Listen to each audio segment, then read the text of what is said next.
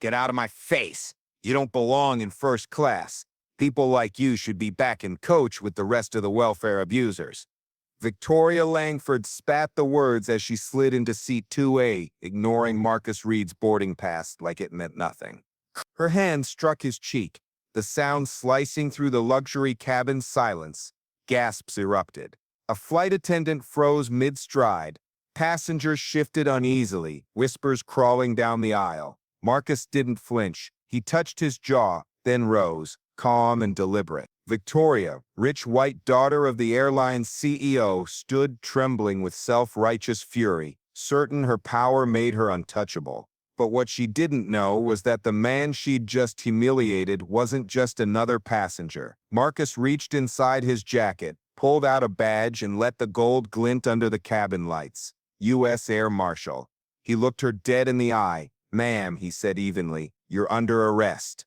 Welcome to Respect Wins Stories, the place where powerful tales come alive. No matter where you are watching this video from, whether it is New York, Texas, California, or anywhere across the United States, or even from the other side of the world, I would love to know, where are you watching from today? Please share it in the comments below while you sit back, relax, and dive into a story that will move your heart and spark your imagination. Every story here carries a message, because in the end, respect always wins. Let us begin. The cabin hung in stunned silence. The whine of the engines the only sound above heavy breaths and muffled gasps. Marcus Reed, 38, broad-shouldered but composed, lowered his badge slowly so every eye in first class could see it gleam. An air marshal, calm, unshaken, utterly in control. For years, Marcus had blended into flights unnoticed, his role invisible unless the worst happened. Today, arrogance had dragged him into the open. Victoria Langford, heiress, entitled, certain of her power, had struck a man she assumed was powerless. But in her blind fury, she had awakened the one person on this plane whose authority eclipsed even her family's wealth. Flight attendants exchanged nervous glances. Passengers leaned forward, torn between fear and awe. The confrontation wasn't over, it had only begun. Because Marcus knew arrogance rarely surrendered quietly, and Victoria wasn't about to make this easy. The silence after Marcus's words stretched long, vibrating through the pressurized cabin like a taut wire.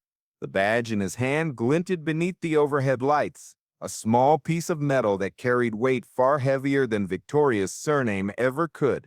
But arrogance dies hard. Victoria's eyes widened for a heartbeat, her breath catching. Then her expression hardened, lips curling in a smirk. "Do you know who I am?" she hissed, her voice dripping with venom. "My father owns half this airline. You can flash your little toy badge all you want, but you're nothing here. Nothing." Passengers shifted uncomfortably in their seats. A man in 3C cleared his throat, whispering to his wife, "Did she just slap a federal officer?" The flight attendant nearest them, young, pale, eyes wide, clutched her service card as if it could shield her. She stammered, "Ma'am, please." Victoria cut her off, snapping, "Don't you tell me what to do. Get me champagne. Now." Marcus didn't raise his voice. He didn't need to. "Ma'am, sit down. You've assaulted a federal agent. That is a felony." His tone was calm, surgical. It carried the quiet weight of someone who had dealt with worse at 30,000 feet, a man who had stared down more dangerous threats than entitled heiresses. But Victoria leaned closer, her perfume sharp in the recycled air. "You think a badge makes you untouchable? I can make one call and end your career before we even land." Marcus tilted his head slightly, eyes narrowing, not with anger, but with the precision of a man already cataloging evidence. "Everything you've said, everything you've done is being documented. Witnesses, crew, security cameras. You're not above the law, Miss Langford." Her face reddened, fury rising as the reality of her shrinking world pressed against her pride. She straightened, voice climbing, filling the cabin. "This is my world, my plane. You don't belong here. I decide who sits in first class." Gasps rippled again. A child peeked over the seat back, eyes wide as if watching a play unfold. The woman in 2C muttered, "This is insane." Marcus remained still, his body language controlled. Inside, he ran through protocol, containment, de-escalation, protection of passenger. But arrogance was harder to restrain than fists, and Victoria was unraveling fast. She jabbed a manicured finger into his chest. "Arrest me then. Do it. I'll have you fired, sued, destroyed." Marcus didn't flinch. His voice was low, commanding, unshakable. "Ma'am, sit down. Now." The captain's voice broke through the intercom, calm but tight. "Ladies and gentlemen, we ask for your cooperation and calm in the cabin." Victoria laughed bitterly, throwing her hands up. "You hear that? Even the captain knows better than to cross me." But the laughter rang hollow. Eyes all around her pierced through the illusion of untouchable power. She was no longer the queen of first class. She was a spectacle, unraveling thread by arrogant thread. And Marcus? He was the wall she could not breach. Still, Victoria wasn't finished. Entitlement rarely surrendered on the first push. She spun toward the passengers, raising her voice as though she were rallying allies. "Are you all just going to sit there? He's harassing me. He threatened me." But no one spoke. No one moved. Even the ones who feared getting involved knew what they had seen. Her hand striking his face, his calm, her spiraling arrogance. The silence was its own verdict. Victoria's lips trembled, rage trembling beneath the thin veneer of control. She grabbed her phone, waving it like a weapon. "Fine. If you won't back me up, I'll make the call myself. Daddy will deal with you." Marcus's eyes flicked to the device. His voice was steady steel. "Ma'am, put the phone down." Her finger hovered over the screen, her glare defiant. "Make me." Victoria's phone trembled in her manicured hand, the screen glowing as she jabbed at it with shaking fingers. "You think you can humiliate me in front of these nobodies? Just wait until my father hears about this. You'll be begging for a job by the time we land." Marcus didn't move, his posture calm but unyielding. "Ma'am, final warning. Put the phone down." The quiet authority in his voice made passengers lean back in their seats as if they too were under command. A businessman in 1C whispered to his wife, "He's not bluffing. That's an air marshal." Victoria's eyes darted around, searching for support, but all she found were averted gazes and folded arms. Her courtroom of onlookers had already chosen a side, and it wasn't hers. Fury burned hotter. She stood abruptly, her phone raised high. "Fine. If none of you sheep will help me, I'll record everything. The world will see how I was harassed in first class by some fake officer." She spun the phone toward Marcus, her voice rising into a shrill scream. "Smile for the camera, welfare boy." Gasps burst from the passengers. A mother shielded her child's ears, the disgust on her face plain. Marcus inhaled slowly, steadying his breath. The insult washed over him without a ripple. He had been trained for worse, had faced bullets in midair and knives pulled from sleeves. This wasn't new. This was arrogance dressed in silk and perfume. He raised his badge again, holding it directly before her recording lens.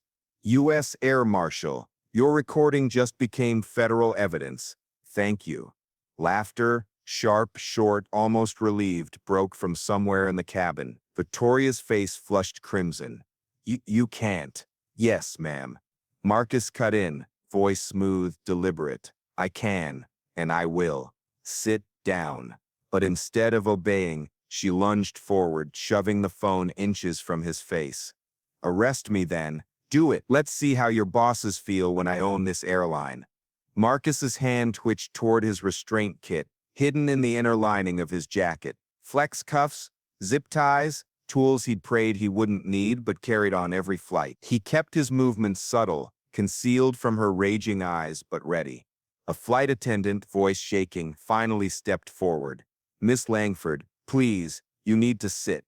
"Shut up." Victoria barked, spinning so fast the woman recoiled, nearly stumbling into a seat. "You're nothing but a waitress in the sky. Don't speak to me." Passengers booed under their breath. The thin fabric of her power began to shred. Even those who had stayed silent now muttered, disgust threading through the luxury cabin. Marcus seized the moment, his voice cut clean through the air, commanding and cold. "Ma'am, you've threatened crew, disrupted flight operations, assaulted a federal officer, and endangered passengers.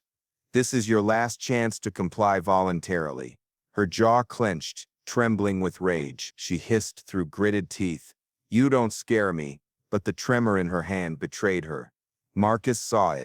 The cabin saw it. For the first time, Victoria Langford's fortress of arrogance had a crack. The plane jolted slightly as turbulence rippled through the air, overhead bins rattling. Passengers gasped, some clutching armrests.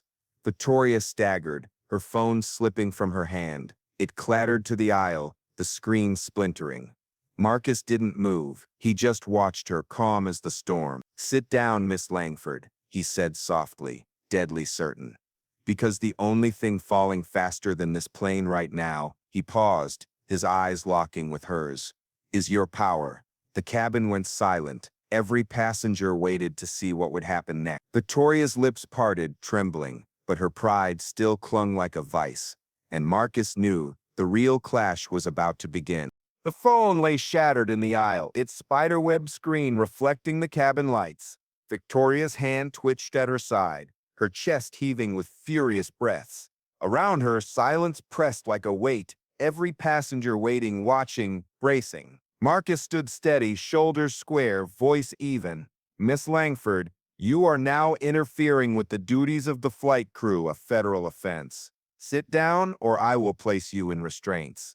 Her laugh was sharp, unhinged. Restraints? On me? You wouldn't dare. Do you know who my father is? The cabin groaned, collectively, passengers rolling their eyes, muttering under their breath. One man whispered, she's lost it. Victoria spun toward him, fury blazing. Shut your mouth. You're all nothing, nothing. I paid for this seat. This is my space. A ripple of disgust swept through the cabin. A woman near the front finally stood, voice trembling but resolute. You don't speak for us. Sit down before you get us all hurt. Victoria's face twisted. Her hand lashed out, grabbing a half-full glass of wine from the service cart. With a vicious flick, she hurled it at Marcus. The glass shattered against his shoulder, red wine spattering across his suit like blood. Gasps erupted. A child whimpered in the back row. Marcus didn't flinch. He simply wiped the liquid from his badge, eyes narrowing. His calm was terrifying. Colder than anger, sharper than rage.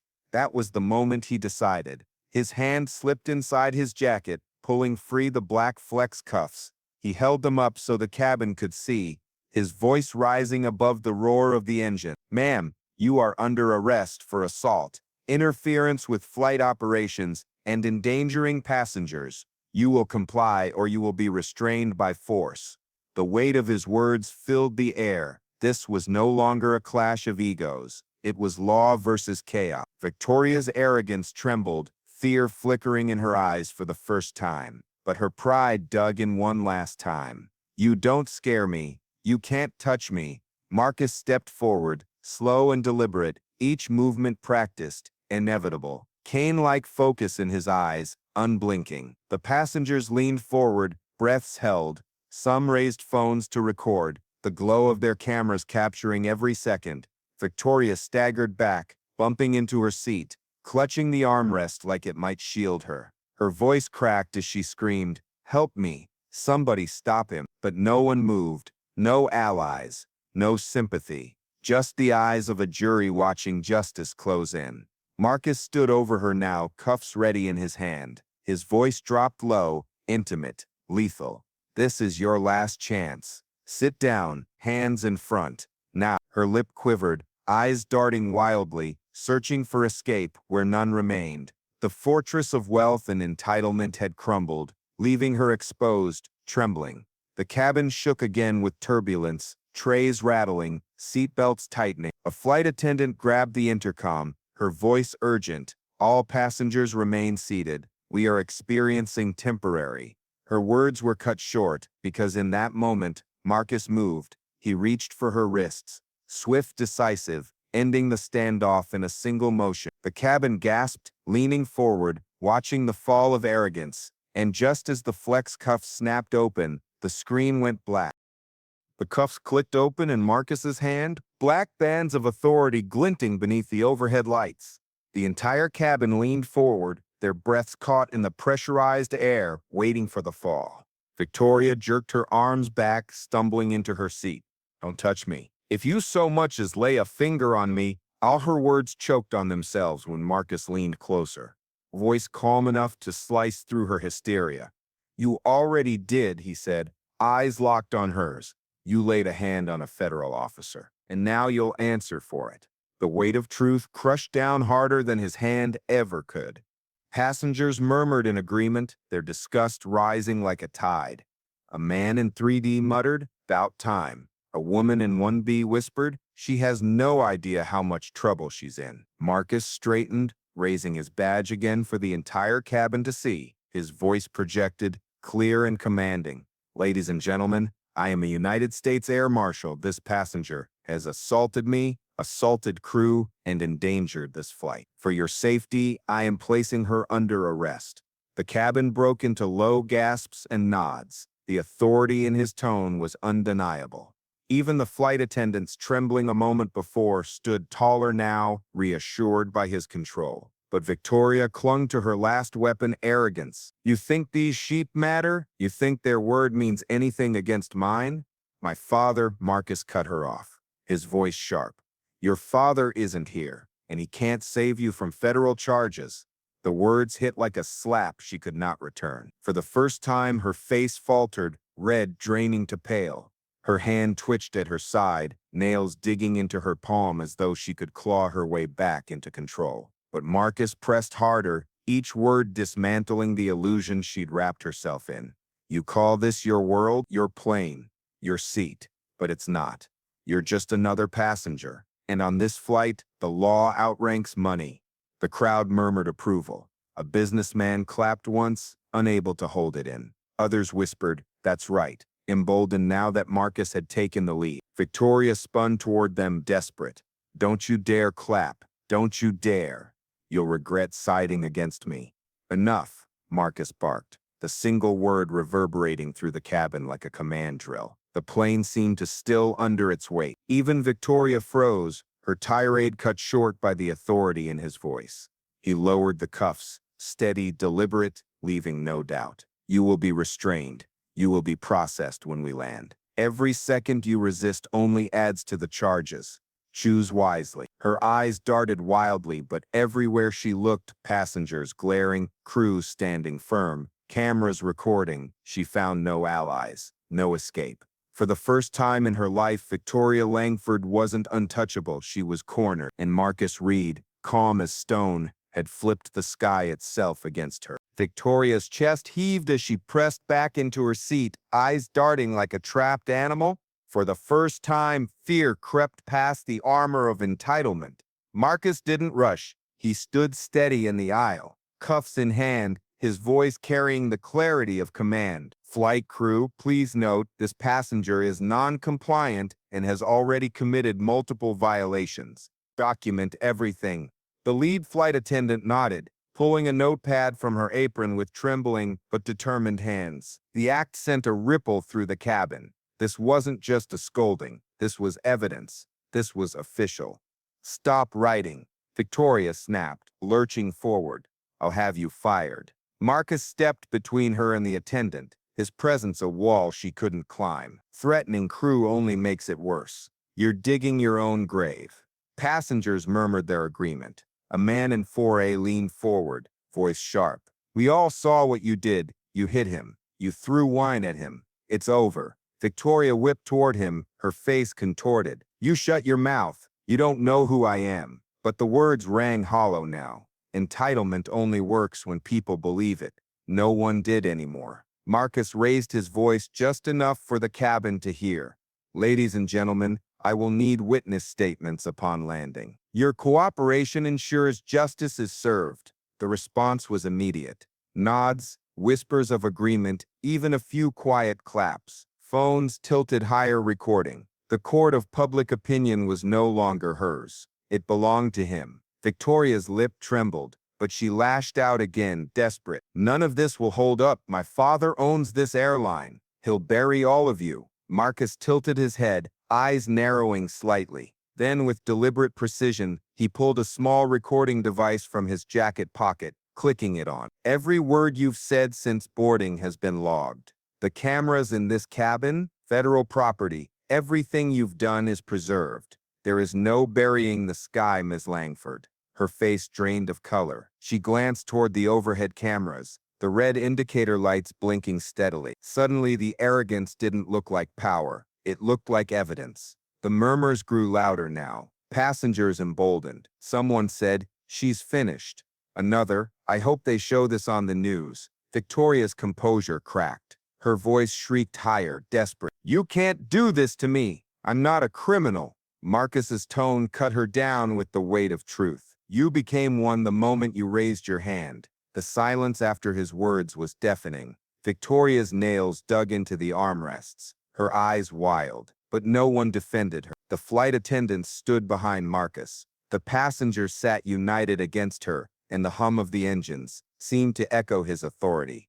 She was no longer the untouchable heiress. She was a suspect, cornered in first class with nowhere to run. And Marcus Reed, calm as the sky itself, had flipped her world upside down. Victoria's knuckles whitened as she clutched the armrests, her voice breaking between fury and desperation. "You can't. You won't." Marcus moved closer, calm as ever. "Last chance, Ms. Langford," hands in front. She shook her head violently, hair whipping across her face. "No, you don't understand. I'm Victoria Langford. My father is..." But the name had lost its magic. The cabin didn't flinch. Instead, a woman in 2C muttered, "We don't care who you are." Others nodded, their faces resolute. The fortress of her arrogance collapsed brick by brick. Marcus bent low, his voice a blade just for her. "On this plane, the law outranks your father. Comply, or I'll restrain you by force. Either way, this ends now." Her chest rose and fell in ragged defiance. But then, trembling, she jerked her hands forward, reluctant surrender. The snap of the flex cuffs echoed louder than her slap had minutes earlier. Passengers exhaled in unison, relief rushing through the cabin like fresh air. Victoria's face crumpled, her shrill superiority dissolved into something rawer fear. She tugged against the cuffs, but they held firm, her wrists bound in black plastic that no family name could cut through. Marcus straightened, addressing the cabin. "Ladies and gentlemen, thank you for your patience. This passenger has been restrained for your safety. Please remain seated. We'll coordinate with federal authorities upon landing." Applause erupted, hesitant at first, then swelling into claps and cheers. Some passengers stood briefly, craning to capture the moment on their phones. The flight attendants smiled shakily, relief etched into their faces. Victoria, cheeks flushed red, hissed through clenched teeth, "You'll regret this, every one of you. You'll see." Marcus looked down at her, eyes calm, voice final. "No, Ms. Langford. The only thing the world will see is what you did here today." Her head dropped, strands of hair falling across her face. For the first time, she had nothing left to say.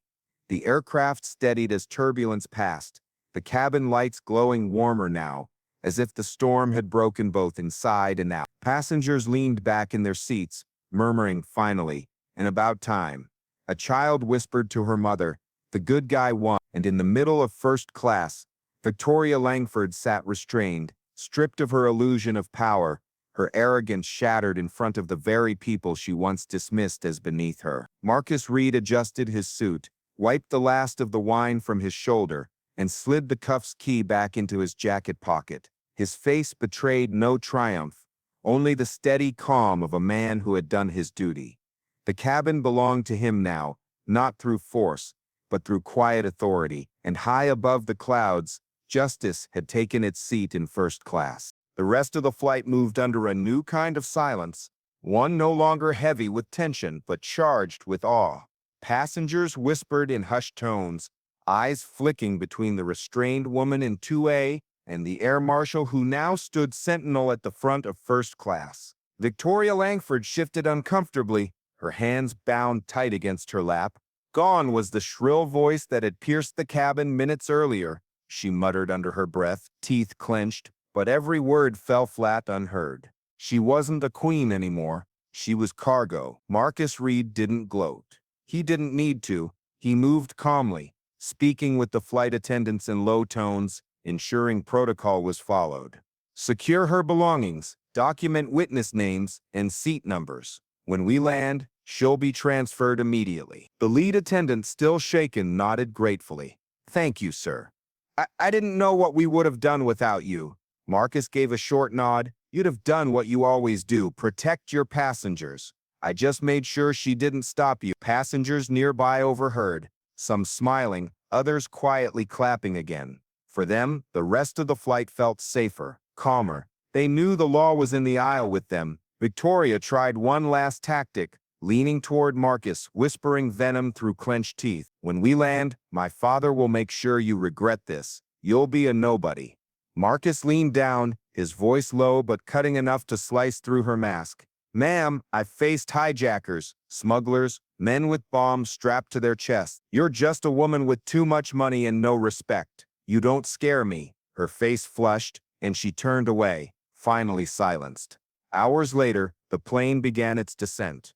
The captain's voice filled the cabin, steady and clear. Ladies and gentlemen, we'll be touching down shortly. Please remain seated as federal authorities will be meeting us at the gate. That announcement sent murmurs rippling through the rows.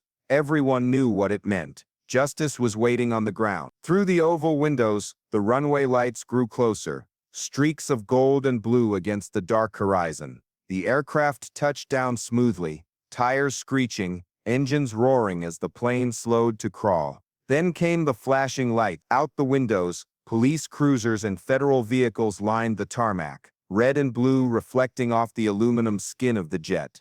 The presence was undeniable. The law was here to finish what Marcus had started. Victoria's bravado cracked again. She tugged at her cuffs, eyes darting frantically between Marcus and the authorities waiting outside. You can't let them take me like this. Not in front of everyone. Please, please uncuff me before they board. Marcus didn't blink. Actions have consequences, Miss Langford. You chose yours. The jetway connected. The seatbelt sign chimed off, but no one moved. Every passenger waited, eyes fixed on the front. They wanted to see how this story ended. 2 federal agents boarded first, suits sharp, expressions unreadable. Marcus stepped forward, presenting his badge. Subject is restrained and ready for transfer. Charges include assault on a federal officer, interference with flight crew, and disorderly conduct at altitude. The lead agent nodded. We'll take it from here. Marcus turned back to Victoria, his voice low, final.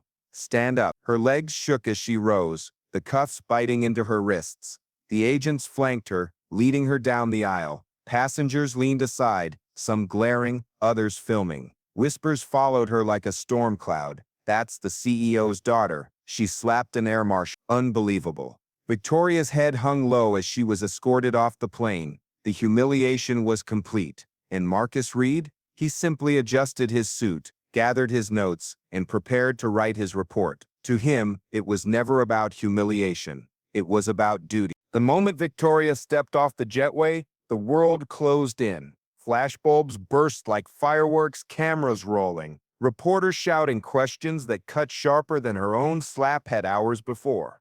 Victoria, did you really strike a federal officer? Is it true you called passengers welfare abusers? How will your father respond to this scandal? Her face burned as she tried to turn away, cuffed hands shielding nothing. The agents held her firm, their expressions unmoved as they guided her through the gauntlet of microphones and flashing lights. Her father's name, once her shield, was now a brand seared into every headline, dragged through the mud by her own arrogance. Inside the terminal, passengers from the flight streamed behind her, their phones raised, recording the aftermath. Whispers grew into open declarations. She got what she deserved. I hope they lock her up. About time someone stood up to people like her. Every step she took echoed humiliation. Meanwhile, Marcus Reed exited through a quieter gate, his badge tucked away, his suit still faintly stained with wine. The airline station manager hustled over, flanked by security. Marshal Reed, on behalf of the crew and passengers, thank you. We'll file our incident report and provide full statements. Marcus nodded once. I'll have my report submitted within the hour. Chain of custody for evidence has already been established. The witnesses will corroborate. The manager looked both relieved and humbled. Word's already spreading. They're calling you a hero. But Marcus only shook his head. I did my job. Even so, his composure didn't go unnoticed. As he passed through the terminal, fellow travelers stopped him. Quiet nods, murmured thanks. A few even applauding discreetly. One elderly woman touched his arm gently, whispering, "You made us all proud today." Marcus offered a small smile, respectful but reserved. "Stay safe, ma'am." Back at the main gate, the chaos grew.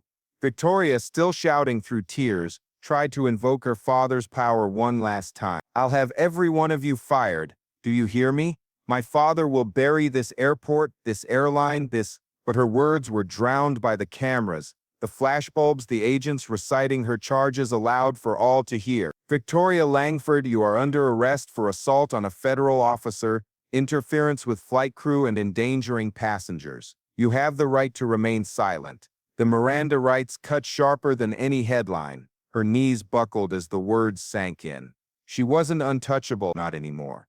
By the time the agents pushed her through the sliding glass doors into the waiting federal vehicle, the media had its story. The heiress, once dripping with arrogance, now photographed in tears, wrists bound, her empire of privilege shattered at the airport curb. Marcus watched from a distance, his expression unreadable. This was never about spectacle, it was about safety, about law, about dignity. And while the world swarmed around Victoria's fall, he quietly stepped aside, slipping into the background where he belonged. Because heroes didn't need headlines, they only needed results. 2 weeks later, the story still dominated headlines. CEO's daughter arrested mid-flight screamed across newspapers, while clips of the slap, the wine toss, and Marcus's calm restraint replayed endlessly online. The footage had gone viral, turning Victoria Langford from pampered socialite into a cautionary tale. Inside the courthouse, she sat in the defendant's chair, wrists free but posture rigid, her face pale beneath the unforgiving lights. Her once perfect image now carried cracks that no makeup could hide. Every whisper in the gallery, every camera flash from the press reminded her the world had seen her arrogance laid bare. Her father, Richard Langford, the airline CEO, stood several rows back. His expression was grim, his jaw tight. For years, his influence had shielded her from consequences, but this time, even he couldn't deflect the weight of federal law.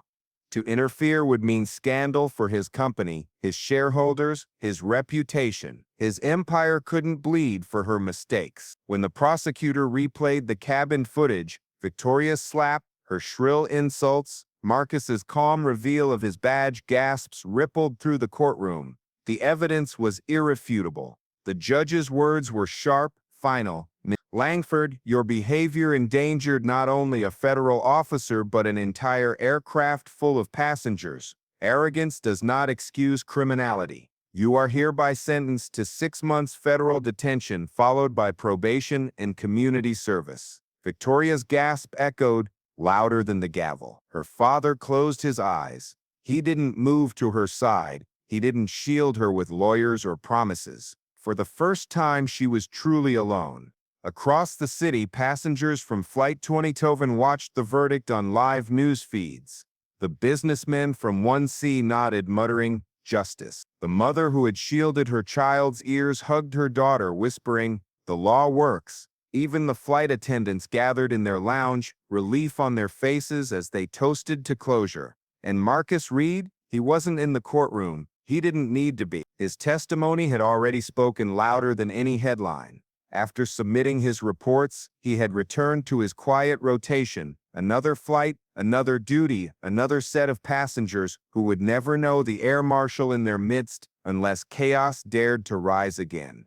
But word of him lingered, among the crew, among the passengers, even among strangers online who called him the calm in first class. His name didn't need fame, it carried respect. That night, alone in his apartment overlooking the city lights, Marcus sat by the window polishing the badge that had caught the cabin lights weeks earlier. He wasn't thinking about Victoria Langford anymore. He was thinking about the faces of those who had clapped quietly, who had walked off the plane taller, who had realized arrogance didn't own the sky.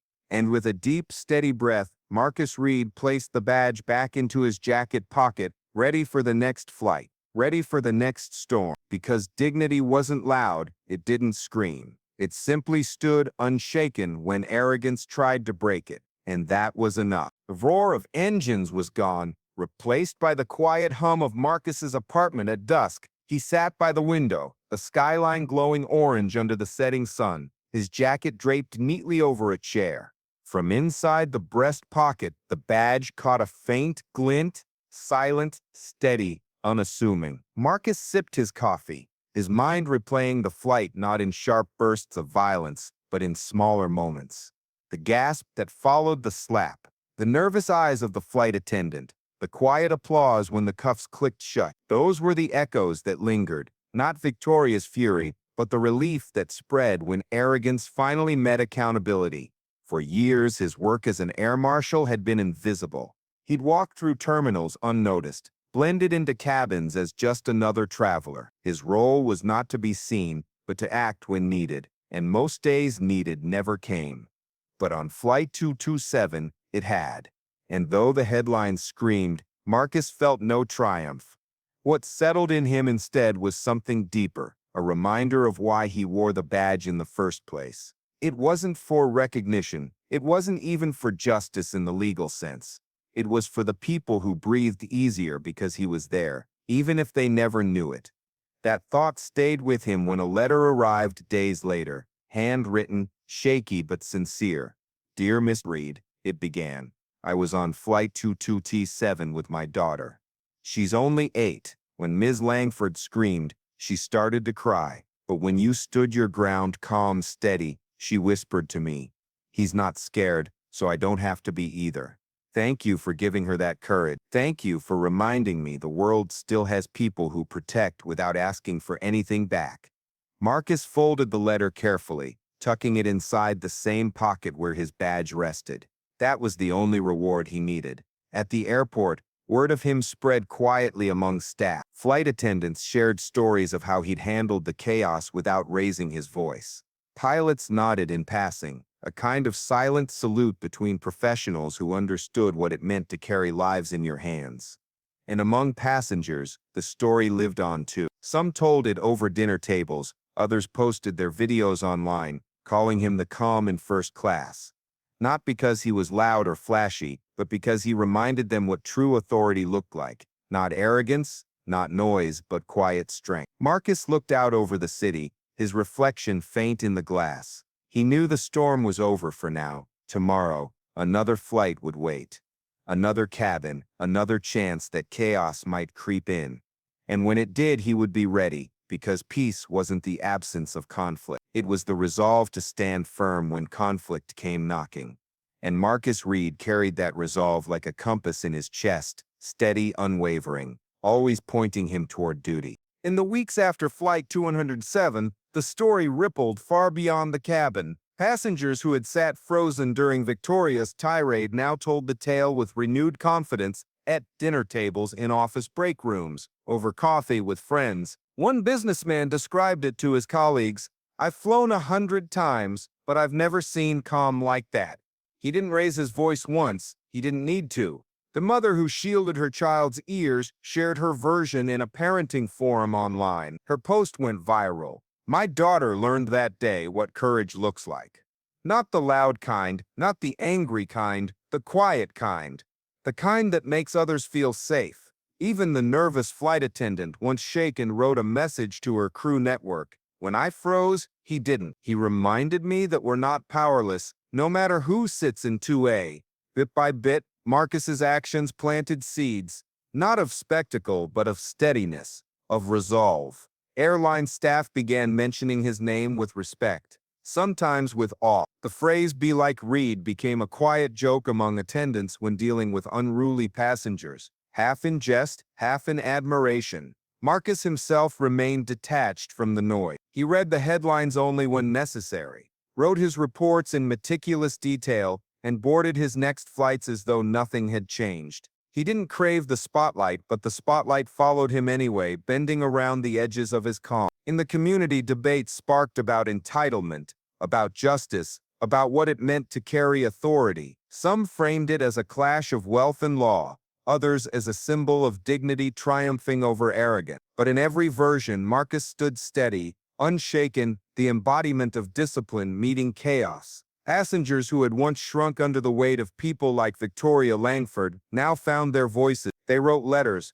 signed petitions, some even appeared in interviews, saying, "We know what we saw who was in the wrong, and we saw who stood tall." And in those testimonies, Marcus's presence lived on, not as a celebrity, not as a headline hero, but as a quiet constant. One evening, the airline hosted a closed-door crew meeting. A senior captain stood at the front, gray at the temples, his voice steady.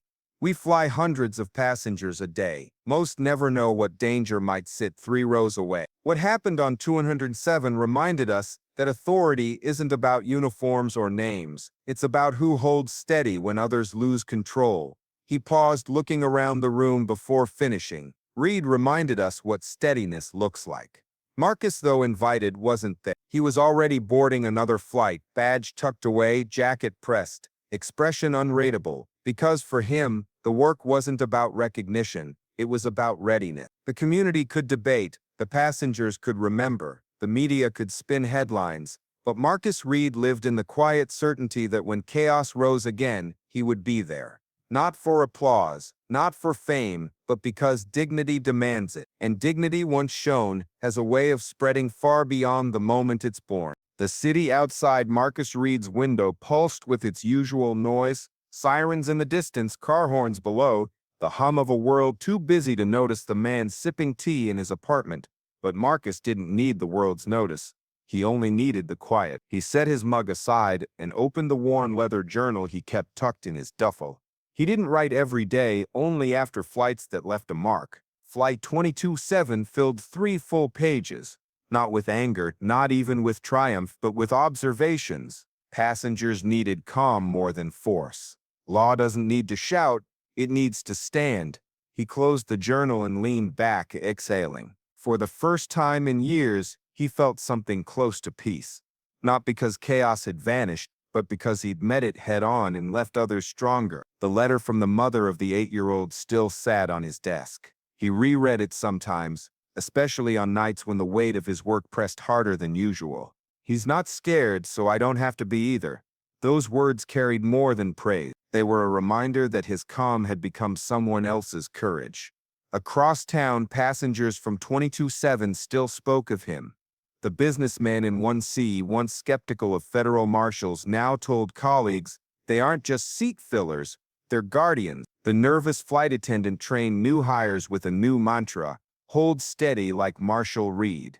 Even the child had drawn a picture at school, an airplane in the sky, a tall figure with a badge standing firm, a little girl smiling behind him.